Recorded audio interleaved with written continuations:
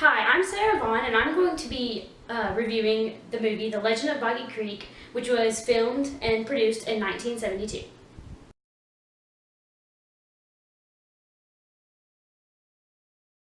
So, The Legend of Boggy Creek is considered a docudrama or an indie film based on the way it was filmed. In my opinion, it kind of had the whole third cinema feeling to it, what we learned a couple weeks ago. Not on its content, because I know third cinema was based on political and social movements of one's country, like trying to get the source of that out, or like how the country was going through certain things. So it wasn't necessarily based on the content, but it was based on the way it was shot. It kind of reminded me of one of the films we were supposed to watch during third cinema, which was Pather Panchali by Ray in 1955, and just how, it looked like real life. I don't know if I'm coming across like I want to, but if you remember the movie Ray, filmed in 1955, you kind of felt like you were there, kind of like you were viewing it as a bystander watching something play out. And that's kind of the feel that The Legend of Boggy Creek has. And so that's why I considered it kind of like third cinema. And I feel like docudramas and indie films in general still kind of feel like third cinema films because of that. But the basis of the movie is on true life stories or true life happenings in Fouke, Arkansas, based on sightings made of the Fouke monster. Now, the Fouke monster is something we would consider like Bigfoot. That's the main name that you and I would know it as today, but obviously there's many names for Bigfoot throughout America, South America, and overseas in Europe. So the Fouke monster is found in Fouke, Arkansas, which is southeast of Texarkana. The surrounding areas around Fouke and the southeastern corner of Arkansas, basically. So like I said, the entire thing is basically many true stories that are compiled together and recreated. An interesting fact that I found out after I watched the movie and researched it a little bit to get some more information on it, in the original movie, which is the 1972 version, the one I viewed, the recreated videos, or the recreated versions of the stories, actually had some of the real people who told those stories. So like one of the stories was told by Willie E. Smith, and he actually was his voice was in the background, but he was actually recreating the story as well.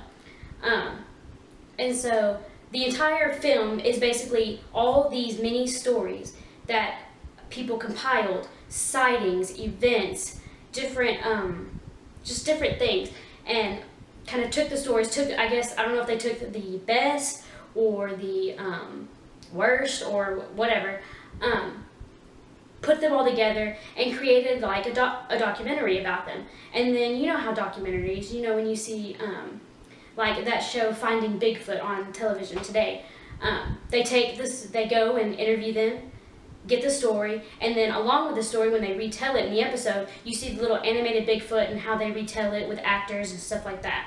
Well, that's basically how this movie was, except instead of having actors, it was the real people. And obviously they didn't have the real monster. They never really showed the monster. It was always just kind of like a, I don't want to say blob, but kind of like a big black blob, or however the person described it. So it could have been black, brown, but, and so I don't want to tell you all the stories that occurred in the film, but I will recall one, and that's the Searcy family story. In the Searcy family story, we find three women. Mary Beth, who is kind of Mary Beth Searcy, she's one of the sisters. There's another sister, which they never really give her a name because Mary Beth is the main protagonist of it. But there's Mary Beth, her sister and her baby are actually visiting at the time. They don't actually live there, so she's older. And their mother were all home alone. It said that their father had gone out on business and was away, and their brother was over at a friend's house for that evening. And so he was in the area but not home. So the story starts off, and it's just Mary Beth. She's going to get some water from a well, and it's around dusk, which is around the time that the Fouke monster usually comes out and wreaks havoc or whatever. And she starts to hear some weird noises. She hears their cows mooing kind of weirdly and just acting kind of strange. And she notices it, but doesn't really think anything about it because it's just, they're just cows, kind of thing. So she goes back inside, and they do their evening activities, dinner, all that kind of stuff. And later on, while her mother is trying to put the baby down, her mother's just like, hey, can you come cover up the window? There's kind of a draft coming through, and I don't want the baby to get sick because of the cold air. And so Mary was like, okay, sure, let me take the cat out first. So she lets the cat out, and when she comes back, she starts to try to put something over the window. And as she's putting it over the window, she notices something moving outside, but she can't really see what it is. So she kind of gets closer to the window to notice it, and that's when she sees the Fouke monster. And obviously she's scared. She screams. She passes out, and when her mother comes to the window and was just like, hey, what's wrong? Like, what are you looking at? She looks out the window, sees the monster as well, and she screams, and long story short, they all scream. But it talks about how basically they cover the window that night, but they're terrified the rest of the night, and that they don't sleep.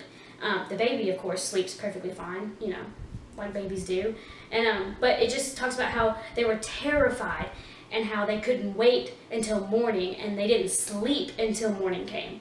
And so that's just one of the many examples that the story or the movie kind of goes through.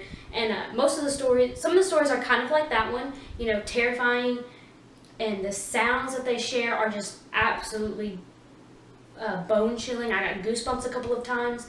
And then there are other stories who are just kind of mediocre. I don't want to say they aren't scary, but they're just kind of the typical sightings that you and I would hear today. Like they saw one where the monster looked like it was climbing over the fence, except it just held it down with one hand and stepped right over it, talking about how the monster was huge and just kind of lazily walked through a field just minding its own business, and the man was just kind of standing there like, what did I just see? And so it's just kind of stories like that. They go back and forth. And I kind of like that there was an even kill of, it would go from a kind of a creepy story to kind of a mediocre story and then straight back to creepy. So it really kept you on your feet, or I guess on the edge of your seat, really, because you didn't know which story they were going to tell and what was going to happen. And so I think obviously what fits this film best is what we recently talked about, which was the rebirth of horror films. And some of the things I read and saw, that people started to get kind of tired of the same old stuff. And when I mean same old stuff, I mean they started to get tired of the whole imagination. The whole, you would leave a theater and after seeing Frankenstein or Dracula, and it would be kind of that you'd look over your shoulder kind of thing, or you'd hurry to your car that night after leaving the theater. But pretty much after that, by the time you got home, your mind would be on other things, and you wouldn't be thinking about the movie you just seen. And so kind of what I thought they posed as a question when they decided to kind of revamp the whole horror film scene was, what's more realistic than real life accounts of possible real life monsters? And when I did some research, I noticed that horror movies in the 70s and early 80s, a lot of them, I don't want to say were based on true events. They would say they were based on true events, and maybe they were based on a true story, but they were really based on things that could really happen, if that makes sense. And I just think, the Legend of Boggy Creek, if you think of a terrifying monster like that living in your backyard in the creek next door, you just kind of think, wow, that could actually happen. Like, you go to the theater, you see the movie, and you come home and you look out in your backyard and you just kind of almost want to not see it because you think it could happen. I think I'd also like to classify this movie as a Hitchcockian form type film, mainly because it didn't really have the whole hyper-violence type form that emerged in the late 70s and early 80s. There wasn't very much gore. The gore factor was kind of low, but the whole, like I said earlier, the whole looking over your shoulder, looking out into the backyard at night, expecting to see something there, scared you might see something there, was really heightened. And I know Hitchcock was really good with the whole looking over your shoulder type of scare. You know, I think what really got me was the fact that it was based on true events. I think that really, in any horror film today and then, that really helps solidify the whole, this has happened before, or this could happen. And so I think that was a real good representation of horror films as they emerged, re-emerged, I guess the rebirth of them. Something else I really liked about it was how they filmed it, or the visual style of it. It was kind of like, it was documentary style. That was clearly obvious because they had a narrator, and it was kind of narrated the whole thing, besides the whole bits and pieces where the people told their stories and recreated them a little bit. But it had that documentary style type, but it was also a movie. And what I found interesting was, also when I did some research afterwards, I found out that the visual style they used was actually, they used that type of style. It was credited, or I guess helped create the Blair Witch Project, which was produced in 1999. The producers and directors liked the way The Legend of Boggy Creek was created, and they took that and put it in the Blair Witch Project. And so I think that kind of also, I think The Legend of Boggy Creek also created, I don't want to say a new style because I didn't do enough research to say whether or not it was a new style or not, but I think it really solidified that people actually will go out and see these movies, because The Legend of Boggy Creek actually had 20 million, or received $20 million dollars, I guess, in revenue when it was released, and it became a minor drive-in hit.